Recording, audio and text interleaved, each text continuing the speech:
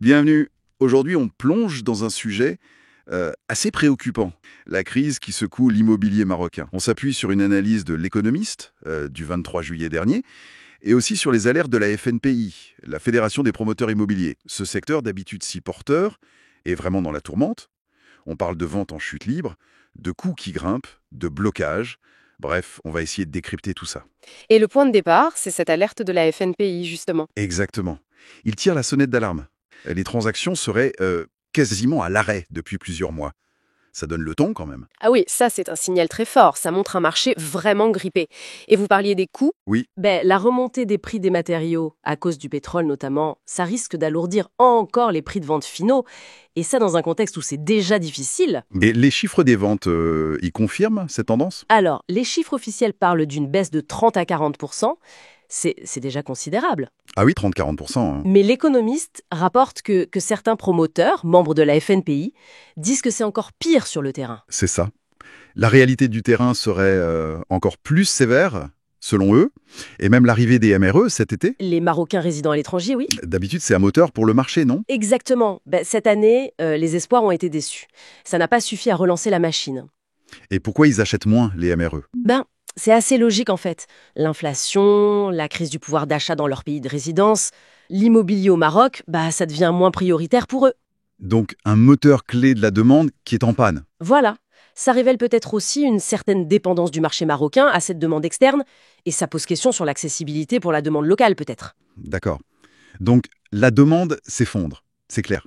Mais et l'offre, est-ce qu'elle suit ou est-ce qu'elle a aussi ses problèmes? L'offre, elle souffre aussi, et sérieusement. D'abord, il y a une vraie pénurie de terrains constructibles. Ah oui. Pas seulement dans les grandes villes comme Casa ou Rabat. Non, non, plus seulement. Ça touche aussi les villes moyennes maintenant. Et puis, la qualité de ce qui est proposé, c'est pas toujours ça. C'est-à-dire, il y a des programmes souvent excentrés ou dans des zones, disons, dégradées, moins attractives. Et par-dessus ça, comme on disait, la hausse des coûts des matériaux. Donc, moins de terrain, des projets pas top et des coûts qui explosent. C'est un sacré casse-tête pour les promoteurs, j'imagine. Exactement. Ils sont vraiment pris en étau. Le manque de terrain limite la création de logements de qualité et surtout abordables. Et en même temps, les coûts de construction grimpent. Hmm. Alors, comment construire et vendre quand les coûts augmentent et que la demande solvable, elle, diminue? C'est tout le dilemme, là. Et l'économiste ajoute d'autres problèmes, comme si ça ne suffisait pas. Les lenteurs administratives. Oui, ça c'est un classique malheureusement. Des dossiers qui peuvent traîner jusqu'à 1 an apparemment. Ça décourage l'investissement bien sûr. Il y a aussi la fiscalité locale, la fameuse taxe sur les terrains non bâtis. La TNB, oui. Elle est critiquée, elle pèse sur les promoteurs qui ont du stock foncier mais qui peinent à lancer des projets. Et puis, il y a cette histoire plus troublante.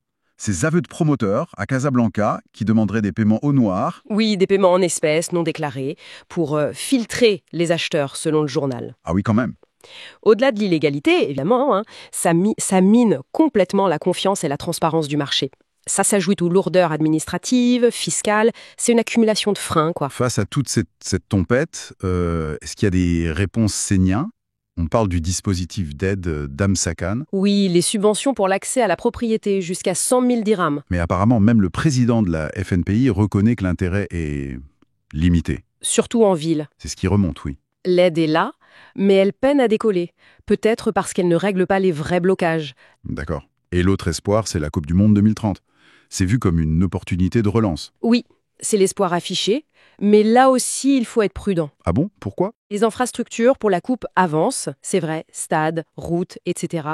Mais le logement, lui, ne suit pas au même rythme. Le développement de studios, de petits appartements de qualité, de villas, tout ce qu'il faudrait pour accueillir les visiteurs et dynamiser le marché, ça reste timide. C'est un défi énorme pour un secteur qui est déjà en difficulté. Alors, si on résume, on a un marché immobilier marocain qui traverse une crise majeure, chute historique des ventes, coûts en hausse, pénurie de terrain, déblocage administratif technique même, et des aides qui n'ont pas l'air de faire mouche. C'est exactement ça. Et c'est tout le paradoxe, un secteur vital pour l'économie qui est en grande souffrance, alors même qu'un événement comme la Coupe du Monde 2030 se profile. Ça souligne vraiment, comme le dit l'économiste, l'urgence d'une réforme en profondeur du secteur.